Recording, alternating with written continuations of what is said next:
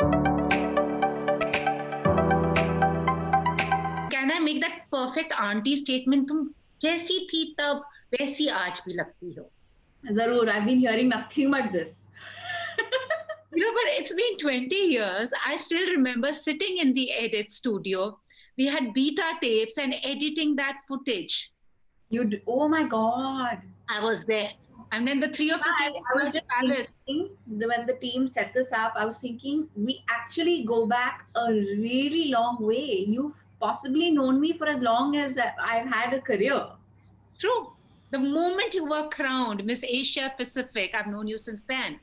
And I remember meeting all three of you at Taj Palace. When you got to meet the President of India at the time. Yes. So all of you were in different rooms and we spoke to Lada, Priyanka and you, all three of you together. It was a momentous moment. Today, when you look back, what is the first thing that comes to mind? Any memory that you can never shake off? It's hard to pin one down, but the one that I always share with people, because I think it was a defining moment for me in many ways. I felt like a winner only when I landed back in the country. In that moment when they announced my name, I felt an overwhelming sense of relief and joy, of course. But I had no one with me. I was on my own. And so there was no family, no friends, nobody.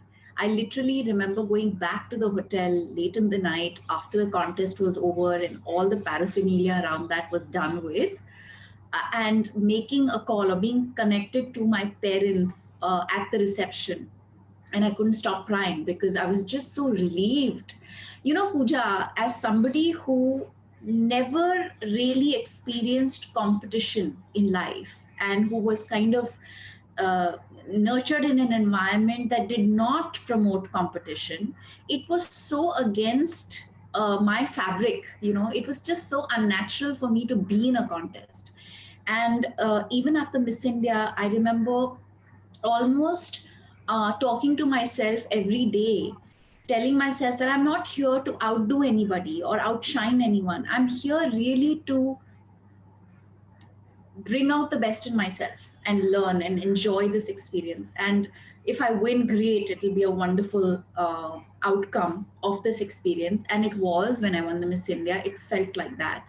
But when I went for the Miss Asia Pacific, it was suddenly something else because here I was at an international platform. There were 24 other countries and I was representing my country.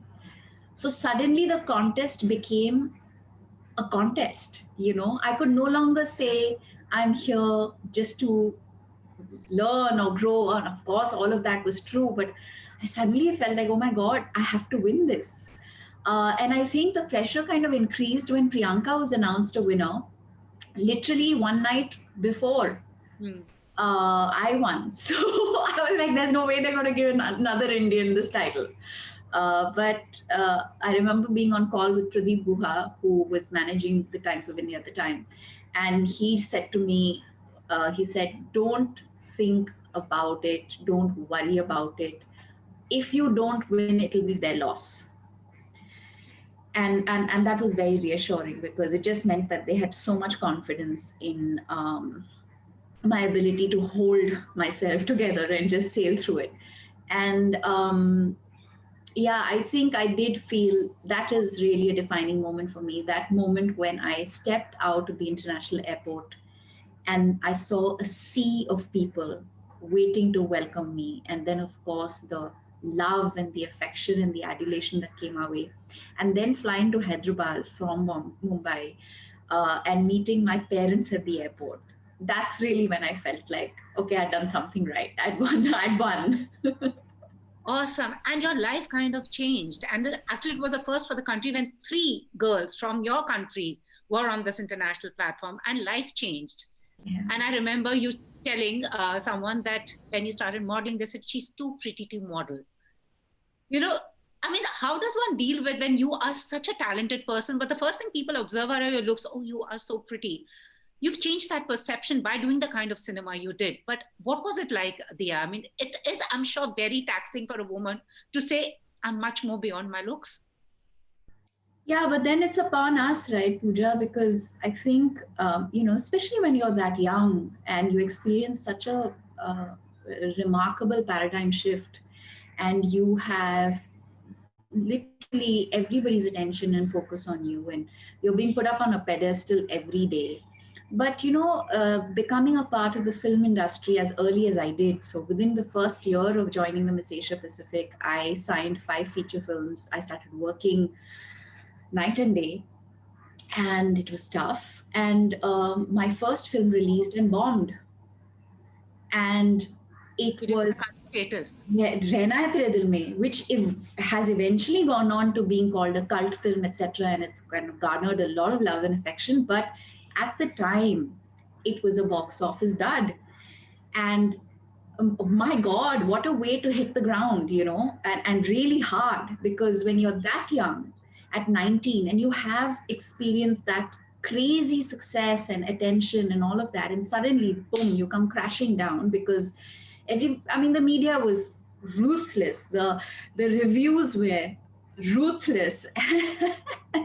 And the industry also kind of, in some ways, it didn't reject me, but it did suddenly, from wanting me in every feature, I lost practically every offer that was on the table for me within the same year. Mm-hmm. So it was like, what is going on? So there's a lot that I think I learned very quickly. And I think the lesson there was that something that my mother's always repeated, but I didn't quite understand when I was younger. But she would say that in good times and bad, always remember that this too shall pass. There's too much impermanence, and especially when it is so centered on other people's opinion of you. So start focusing on defining yourself and your own path, because if you are constantly dependent on what other people think, then you're not going to get anywhere. And I think that was sage advice, to say the least, because um, you're right. When you are reduced to just, your identity is reduced to just the way you look, and you have so much more to offer. Like even now, I don't find it to be a compliment at all when people say beauty with brains. I think it's an insult, because therein lies the assumption that if you are beautiful, you're not a thinking person. And that's just so unfortunate, right? True. But yeah, I think there are enough beautiful women in the world that are beating that stereotype and are helping more and more people recognize that we are made of much more than what people assume us to be. True. And also, as you said, 90s also was a ruthless time because, you didn't have the social media. Thank God for that. It would have been worse.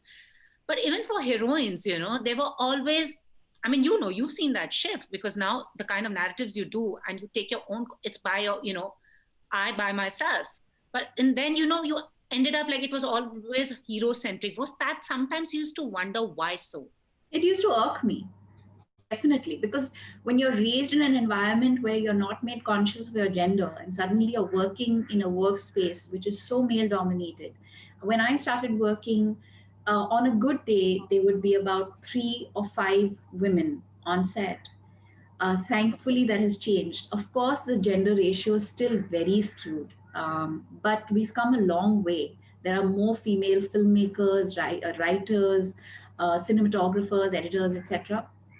But when I started out, it was completely dominated by men. And women, especially the leading ladies, were treated like window dressing. Unless you were working in parallel cinema. And honestly, like I feel like the way my bent of mind is, I would have actually enjoyed doing that kind of cinema a lot more than I did doing mainstream commercial cinema. But the parallel cinema directors didn't want to cast me because I was too pretty. So thankfully, that's also changing now. Yeah. Because the lines are getting thankfully blurred. There's a fast, bigger, stronger bridge now being made to kind of say that you can be thinking, feeling, wonderfully sensitive and sensible, and still be mainstream. So yeah, things are changing, thankfully.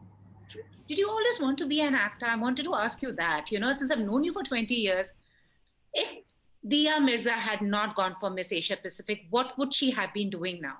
I was always I thrived in the performing arts. I loved being on stage. I loved theater. I love stories and literature. My best subjects in school were lit and history. Um, and I was a part of every school play every single year. So I do believe that I would have made my way into the performing arts because it was just something that made me very happy. Um, but I never consciously thought that I want to grow up and be an actor. Although I do remember Pooja watching a lot of these films in theaters with my friends. Even when I was much younger, 5, 6, I remember watching Chandni, going back home and dancing to Mere Haathon Mein No No Chudiya for the entire, the domestic staff at home. Um, Ek Do Teen from Tezab. These were like my go-to numbers, and like I remember attending the wedding of my. He was an auto rickshaw wala who used to take me to school and bring me back. So his oldest daughter was getting married, and I was invited for the wedding, and I got all dressed up, and I wore the salwar kameez with lots of chudis, and I performed to Mere Haathon Mein No No Chudiya at his daughter's wedding. So I think this germ to be a performer was there. It was always there. I'll never forget dancing to Hamma Hamma, Sonali Bendre's song and Prabhu Deva's song. I would be like 9, I think I may have been 9 or 10, and I would be doing the steps like there was no tomorrow. Wow. You came to the right place. But like the kind of cinema Dia does is not Hamma Hamma No No Chudiya. She does very serious, intense roles. Yes. But when I started out, I was very happy doing those songs as well. But yeah, I think I would have definitely found my way into cinema because, even after I do regret not having trained in the performing arts because I think it would have been a huge advantage. Although there is great value also on learning on the job. But yeah, I would definitely have, I think, found some way or the other to be in film. And Rehna Hai Tere Dil Mein, I remember attending the premiere, by the way. I covered that.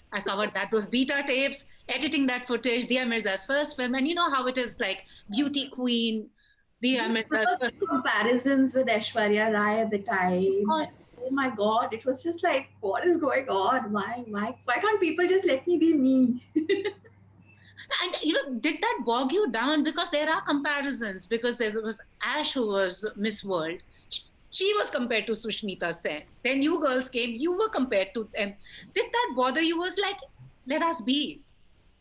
Yeah, like I said, I hoped that I would eventually, carve a niche for myself and form my own identity.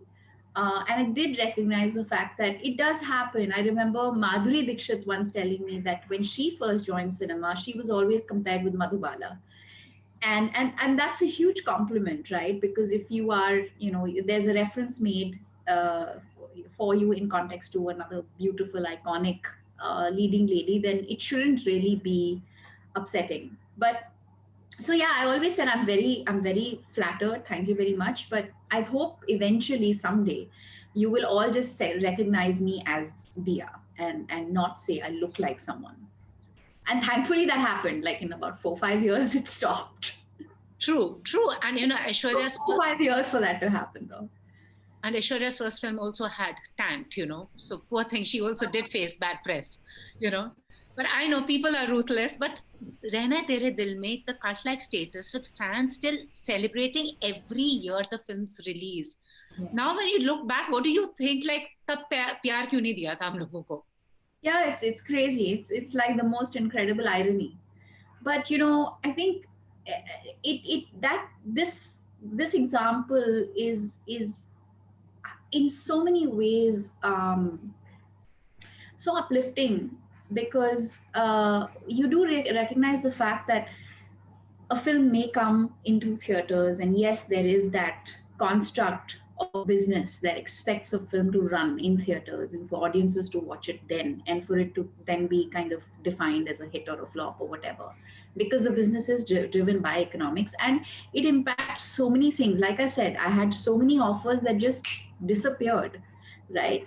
And I do sometimes wonder that if it had been a box office hit, would things have been different? Having said that, I think this film is a reminder of the fact that if a film is meant to generate love and connect with an audience, it will. It doesn't matter whether it happens during its box office run or subsequently, because this film went on to become the most viewed film on television Yep. for many years. The songs still are played on radio every day, True. and there is an entire generation of people who were in their early teens, mid teens, early 20s, who have such strong, powerful memories associated with that film. So yeah, it's a good thing, because in a industry that is so dominated by the number game, I think this was a great reminder that not everything is defined by its numbers, and especially not at the time that it may be expected to. True. And people want to know when is a part two coming. Every day I read something in the paper. Dia Mirza and R. Mahadhavan approached for part two of Rehna Hai Tere Dil Mein.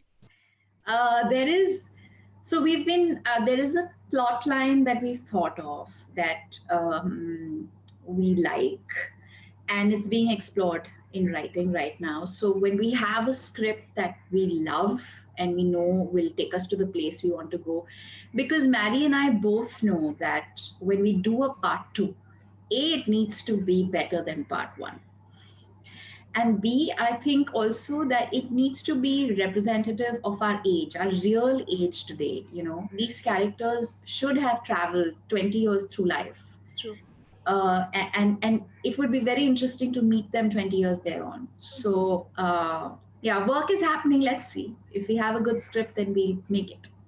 And as you said, 20 years, when did Dia Mirza, what was that trigger that made her the Earth's savior? And now people look up at you as one of the strongest advocates of climate change, you know, talking about the Earth, our environment. What was that one turning point when you decided to just plunge yourself totally into it, other than what you did? About 12 years ago, when I realized that so much of the health related issues that young children and the elderly were experiencing was totally connected with the environment and the fact that climate was changing rapidly. The frequency and intensity of droughts and floods were like just destabilizing people and lives and causing so much devastation and destruction, especially in India. And not enough was being spoken about it in mainstream media, not enough was being said. Also, for the large part, most people in government and policy were just not interested. You know, whether it was air pollution or it was loss of forest and wildlife, and it was just I was I just decided that it was important, because I had access to mainstream media and to civil society. I had to use my voice to draw attention to all of this, because there was just not enough happening. And also what happens is that people in science live in silos and they don't really have access to civil society. So I realized that if I could be some kind of a bridge between the people that are working on the ground, the conservationists, the scientists, etc., with civil society, what better and what greater opportunity than to be able to do that. And I don't know whether I've told you. There have been people who've raised their voice, but you've been so consistent there, honestly. I'm sure you faced that the first year that you started off. You've been so consistent, so at it, that even the UN recognizes your efforts. What were the hurdles? What was the first thing? I'm sure you faced it yourself, that maybe initially everybody thought this just a flash in the pan, should forget about it. Fad hai abhi, thodi time. Yeah, I mean, you are mocked a little bit. I would be teased in the industry. I would be called activist. Yellow activist are they? But I think when you care for something deeply and you work on it consistently over time, even the deniers or the naysayers around you discover that okay, there is genuine intention here, and you can't just dismiss it. There's somebody who's put in years of time in doing this. And Pooja, I think that more and more people today recognize that this is a subject that should interest and involve every one of us. it is at the end of the day an existential crisis. It's something that affects our health every single day. So, yeah, more power to social media and all the wonderful work that we've managed to do to help more people understand that there's a lot of work to be done. We need to change ourselves. So I'll tell you a joke. I still remember they had the green carpet, thanks to you. Yeah. Something happened and there were plastic cups. They said, Jaldi utha, nahi to Dia aake uthane lagegi. So apparently this is what the organizers would say, because this is one of the IFAs I attended. Utha, Dia aake na kachra uthana shuru ho jayegi, to musibat pad jayegi. So, literally. Yeah, but then that's how it's to be done, right? You have to walk the talk. You have to do it yourself. And I'm good. I'm so glad that people are mortified of me. Literally, because this was when you all had gone in, reporters were standing, and there was stuff strewn.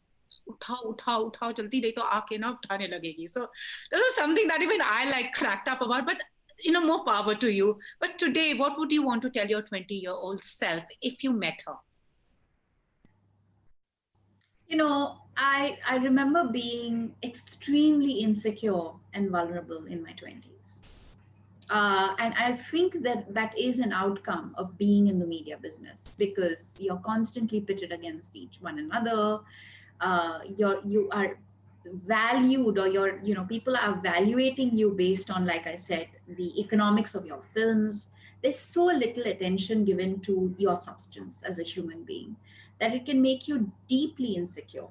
I would tell the 20-year-old self to not be insecure, to just trust herself. Because the day I stepped back and I kind of created a reset in my life and the way I think and understand what it is that I was doing and why it is that I was here, that it brought about a huge shift. I was 21 when I lost my father. And it was a very difficult time because my films were not working. I'd lost a parent, and and there was just so much pressure on every aspect of how you look, how you present yourself, where you're at, how much work you're able to do, etc. And I think that insecurity drives us to make the worst decisions we can possibly make. And it's so important to be secure about your own self, about your abilities. So yeah, I would tell myself not to be insecure.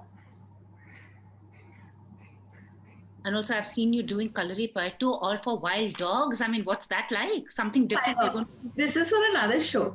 And the joke is that I'm supposed to be very bad at it.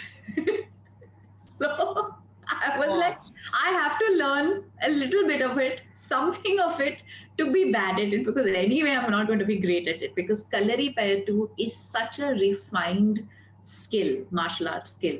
It takes years of practice to become an exponent of it. That I was like, whatever it is, playing a new part, essaying, even if you're kind of enacting a situation, how wonderful to have the opportunity to learn something in for it. So I was like, I'm doing the classes, and even after I was done shooting, I was like, I'm going to continue doing these classes, because it's just such a fantastic form of martial arts. It's beautiful. True. Awesome. So anyways, before we go, it's 20 years, 20 questions, rapid fire. Most expensive purchase ever? Dear God, my home. First pocket money? I think 50 rupees a week. Wow. Yeah. Yeah. Last book you read? Untamed. Favorite app? Instagram. Love for you is? Life. Your guilty pleasure? Chocolate. Wow. Your favorite role model? Oh dear God, I have too many. Tough, but I would say my mother. Your hidden talent that no one knows of? Damn good cook. Wow. कहते हैं ना, you have to eat somebody's food to experience. So most people, only my friends know how well I cook. So. Wow. I mean, actor, director, producer, I mean, activist, and cook. Is there something you can't do? And Bawarchi. Wow. Is there something that you can't do? Lots of things. But yeah, I like to. Here's a secret that I've kind of adopted about 15 years ago. I try and learn something new every single year. A life skill. That's awesome. I got your goals. Your pet peeve. Do I have one? Do you have one? I'd love to know what your pet peeve is. I just don't like when people come late. And also I can't stand, when people talk while eating, that irritates the shit out of me. No, but I think that what really irritates me is lies. Like and I can see somebody lying to me for no reason. I'm really upset. Like, why? Yeah, same here actually. Say something other than in Hindi and English. मी तोटी నేను తెలుగులో మాట్లాడతా. ये भी मुझे भी समझ आ गया थोड़ा सा. One thing you can't live without.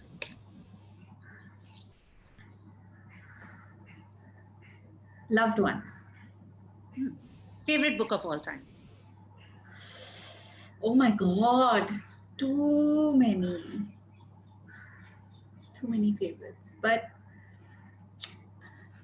The Other Worlds of Isaac Asimov. I read it when I was 11, and it really opened up my mind and my perception of the world and life, because I realized that, how suddenly when you're a young person, you suddenly understand that, oh, you're a person on a small blue dot of a planet that is a part of a solar system, that is a part of something much bigger. That context, it just changes everything. Should pick up that one. Favorite holiday spot?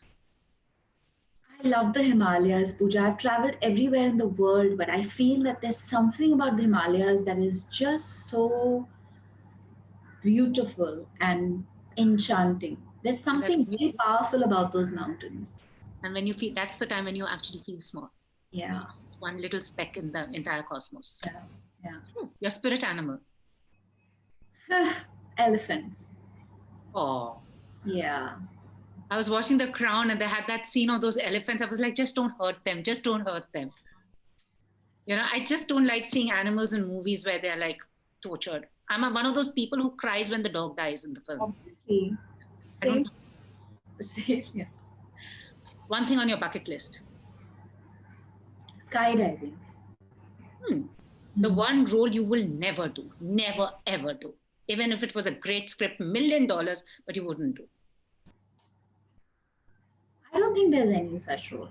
Okay. Because I think it's important as an artist to be open. If it's a great script and a great role, the challenge is in doing something that makes you uncomfortable, and then being convincing in that part. So no, there isn't anything that I would never do. The one movie that made you bawl? Oh, E.T. E.T., yes, of course. Right. When he goes home in the end, we all cried. Favorite song? Kuch hota hai also. Kuch hota hai, haan. And favorite song of all time? This is a tough one, but I think, because it is a song that I would sing right through school, even now, it just makes me feel, it just uplifts me. It makes me feel great. Is Imagine. Oh, yes, lovely. That makes you up, it makes me cry. Yeah, it's a beautiful song. And it's the song of our times. Yeah, absolutely. And which is the one thing that Dia wants to give up, but she's unable to. That we all have that one thing that I want to give up on this habit, but nahi ho pata. There are a few things. I mean, like I said, I've actually tried really hard to give up refined sugar completely, but it's just such an addiction. Yeah, it's damn tough to get it out of your system. It is very tough. On most days I manage to do without it, but then there's always that mithai dikh gaya khane ka man karta hai, chocolate dikh gaya you want to eat it, and yeah. So even if you have like the alternatives kept at home, whatever, you still get drawn to. Yeah, I so agree with that. Thank you so much. And it's 2021 knocking on our doors. So, your wish for 2021? I can't wish this pandemic away. So I do wish that we as a human species reconnect with nature like never before. Because I really think it is just that will change so much about the way we live, the way we consume, the way we produce. I think if we can just do that, it'll make a big difference. Thank you so much. Always a pleasure. Many, many congratulations. Here's wishing for what, 2020 more. Good Thank you, Pooja. If you asked me 20 years ago what life would be at 2020, I would not have been able to predict this year the way it unfolded. But I think it's been a necessary pause, and I'm so happy that we had this opportunity to speak. True. But many congratulations, and keep doing what you do, yeah? Love you. And love you too. And plastic cups मत छोड़ना, दिया आ जाएगी उठाने में, सबको ये मैं भी कहूँगी. मत करना, छोड़ने की बात छोड़ो. सही में यूज ही मत करना. Bye. Thank you. Take care. Bye.